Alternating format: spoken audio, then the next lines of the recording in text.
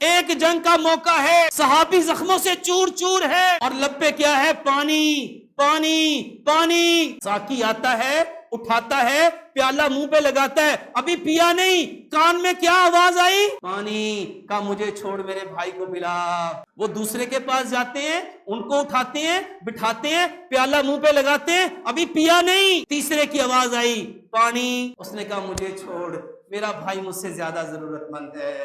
وہ تیسرے کے پاس گئے، اس کو اٹھایا، بٹھایا، پیالہ منہ پہ لگایا، انہوں نے بھی پیا، چوتھے کی آواز آئی پانی۔